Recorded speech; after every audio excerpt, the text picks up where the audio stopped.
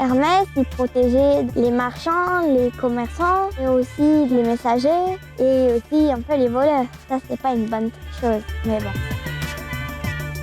Et comme Zeus, il est amusé de la façon dont Hermès ment, et il lui donne le rôle de dieu messager. Et c'est comme ça qu'il obtient sa paire de chaussures ailées et son casque ailé, qui lui permettent d'aller très très vite et de pouvoir voler.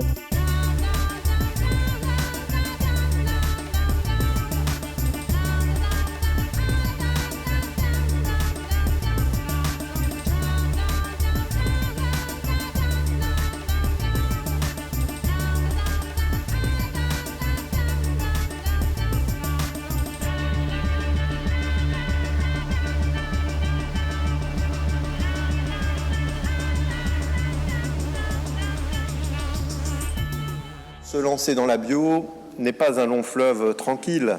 Les vignerons qui sont en bio aujourd'hui dans la salle le savent et en témoigneront.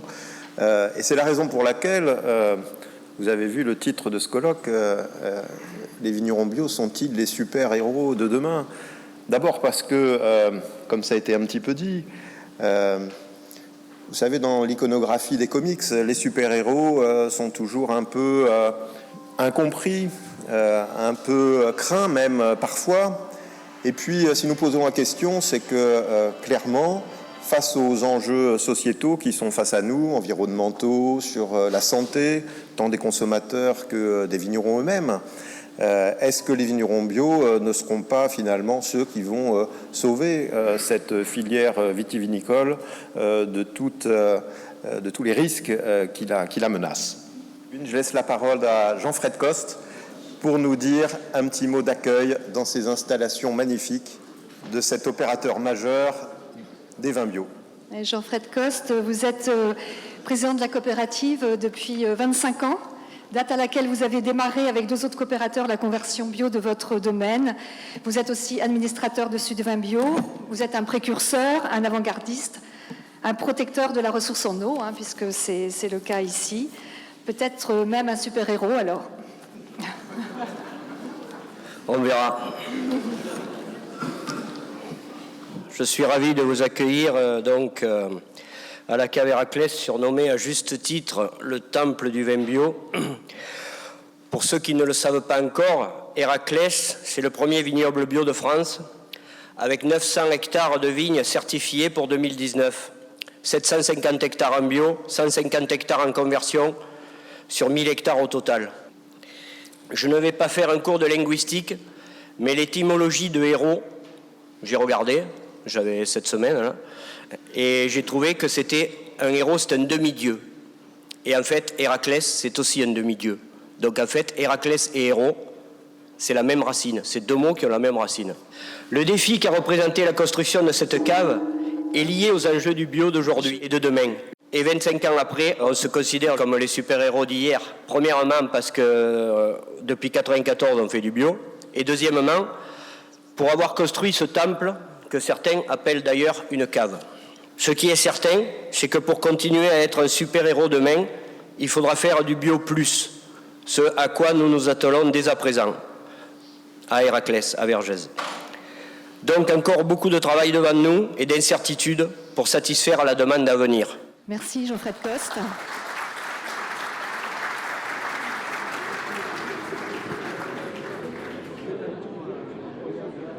Sur une cave comme nous, c'est vrai qu'on aime bien partir sur un cépage. On fait un peu de surface avec, ça nous permet de travailler. Quand on fait du volume en cave coopérative, du volume, ça veut dire que on peut faire du volume de Cabernet, du volume de Chardonnay. C'est intéressant de travailler en conditions réelles, quoi. Pour commencer à faire une cuve sympa et arrêter de bricoler, c'est plutôt 10 hectares que c'est bien d'avoir. Avoir 1 hectare, même 2 avec Scaluc. De ce cépage bouquet, c'est pas terrible en fait. On leur fait faire une cuve rosée spécifiquement pour nous. C'est bien de faire des essais, mais on est un peu limité par ça. Sur le floréal, donc il y a un collègue à l'Artaban, c'est-à-dire qu'il a été créé par l'INRA, donc c'est un hybride, mais qui est en blanc. qui fait des vins très aromatiques. Au niveau vin, on est quand même largement au-dessus de ce qu'on peut faire avec l'Artaban. Floréal, on peut faire des choses qui peuvent ressembler à du Sauvignon, très tiolé, très sympa. Ça, sur la cave, ils s'en plantent une dizaine d'hectares d'un coup, quoi. Donc là, on va pouvoir tester grandeur nature. Donc on a bon espoir sur le Floréal. Écoutez, je vais en prendre écouter. Ouais, non, mais je vais en prendre Et puis après, on attend de voir ce qui sort. Il n'y a pas que l'INRA, hein, parce que bon, l'INRA sort des cépages. Ils veulent les mettre en avant, forcément. Il y a aussi les pépiniéristes qui font leur croisement et qui sortent des variétés aussi maintenant. Donc il y a des choses qui vont arriver aussi sur le marché par d'autres biais que la recherche. Enfin, c'est de la recherche privée, on va dire. Et on verra ce que ça peut donner aussi, hein. On a fait une cuvée bouquet l'an dernier déjà. Le rosé, en tout cas, on l'avait dégusté. En conseil d'administration aussi, on l'a dégusté. C'était très bon, quoi. C'était bien, hein. Après, pour la vente, ça part en rosé de France. Rosé de France sans mention de cépage. Voilà, pour avoir la mention du cépage, il faut que ce soit Syrah ou Grenache ou Cinsault, des cépages reconnus, quoi. Parce que là, c'est qu'un numéro. Mais sur le Floréal, peut-être on pourra faire quelque chose. Si la cuve est bonne, on pourra faire peut-être une cuvée au caveau. Petite cuvée de Floréal, ça serait sympa. Ouais. Avec le Floréal, je pense qu'il sera bon. Avec l'Artaban, je sais pas. On verra. Le problème, c'est qu'on n'a pas beaucoup de surface, donc. Et là, récemment, il y avait un article dans Vitisphère, et puis on en a pas mal parlé à la cave, là, les négociants en vin, quoi, les metteurs en marché, ils ont commencé à dire, mais les cépages bouquets, ça nous intéresse aussi, il faut que les vignerons puissent en planter pour qu'ils les vinifient, pour qu'on voit ce que ça vaut et qu'on essaye d'en vendre. Et je pense que ça va bouger. Enfin, on a l'impression que c'est en train de bouger.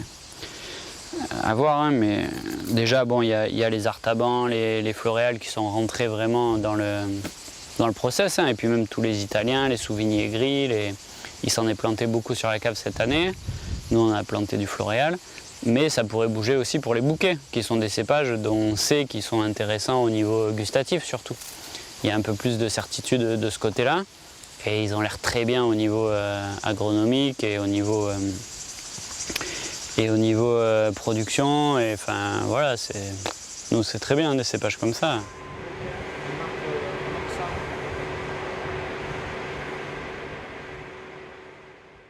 Ouais.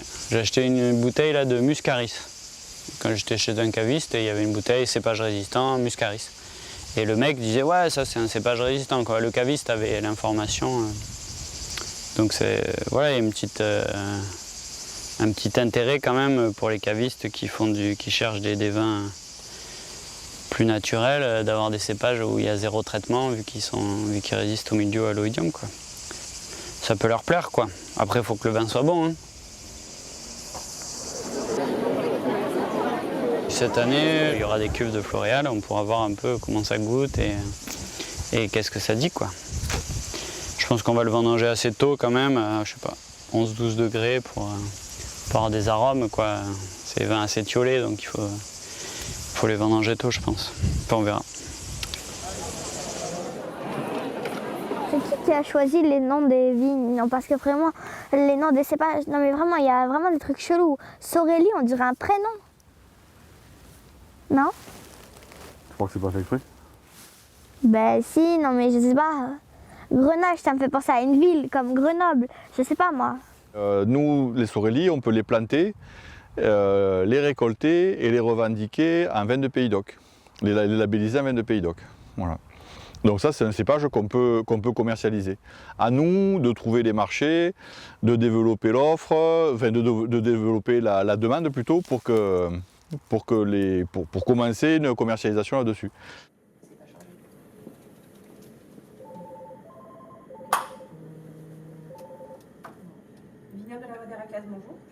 Maintenant, il faut qu'ils trouvent leur marché et que ça décolle. Voilà.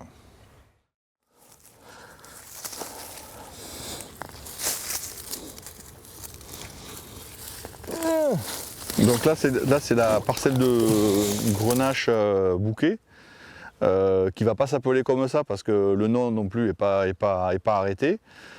Pour l'instant, c'est les 3176 21 11 qui sont plantés à titre expérimental. On a les variétés, on sait que ça fonctionne. On a du mal à le... Ça s'est resté bloqué pendant longtemps dans des tiroirs. Et maintenant, on cherche à avancer là-dessus. Mais il y a aussi par exemple les Italiens qui ont déjà des vignobles de cépages résistants à grande échelle, y compris des cépages issus des collections bouquets. Voilà. Il y a tout le monde qui travaille là-dessus, et à certains plus que d'autres, et depuis plus longtemps que d'autres. Il y a des pays où ça tourne depuis longtemps. Il y a nous, c'est quand même bloqué par le système français. Et donc nous, on a ce potentiel qui est déjà dans des pépinières expérimentales. On aimerait aller plus vite, on voit qu'on est à un tournant, mais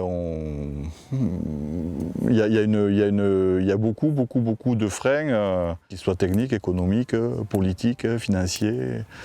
Enfin, voilà. Et pendant ce temps, les autres, ils avancent, les autres pays avancent. Donc on est bien obligé d'avancer aussi. Mais pour l'instant, on est dans de grosses incertitudes. Et après, sur les vins, bon, la distribution, les consommateurs ne savent pas ce que c'est. Du coup, il va falloir ouvrir les marchés, expliquer. Et ça, c'est encore une grosse prise de risque. Ça, c'est des muscats. Ouais. En résistant, vous en avez déjà beaucoup? En résistant, il y en a, bah oui, mais bon. Non, après, ça aussi, c'est un débat qu'il faut qu'on ouvre à la cave sur la proportion de résistants. La proportion de résistants et ce qu'on veut en faire et comment on communique et avoir aussi le retour des acheteurs. Ah oui. Parce que c'est bien, enfin, entre guillemets, intellectuellement, c'est bien d'avoir ça et de voir comment ça se comporte parce que dans le futur, ça sera important. Oui. Après, il faut qu'on voit en cave ce que ça donne et puis après, il faut aussi qu'on voit avec les acheteurs ce qu'ils en pensent et ce qu'on va en faire. Actuellement, les acheteurs, ils veulent des chardonnays. Ils veulent des chardonnays, mais si je plante des chardonnays, je vais récolter des chardonnays dans 4 ans et aussi bien les acheteurs, ils vont me dire on veut des résistants. C'est le pari sur le futur, c'est ça. Et l'avantage de la COP, c'est que c'est un pari partagé. Voilà, donc il faut le mutualiser. C'est ça. Mais du coup, c'est vrai qu'il faut en discuter d'un point de vue technique et après d'un point de vue... Ça.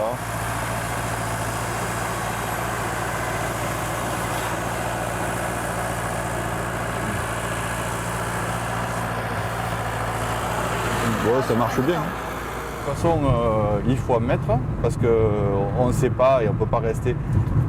Tant que le négoce n'en a pas, ils ne vont pas en demander. Ils demandent du chardonnay parce qu'ils ont du chardonnay et qu'ils savent que le chardonnay ça marche. Mais si notre client il sait qu'il peut disposer de je sais pas, un petit volume, quelques milliers d'hectos, enfin 3-4 000 hectos en blanc, en résistant, il peut peut-être faire une marque, une étiquette comme il a fait pour les... Il en faut suffisamment pour qu'il fasse découvrir. Pour ça, voilà.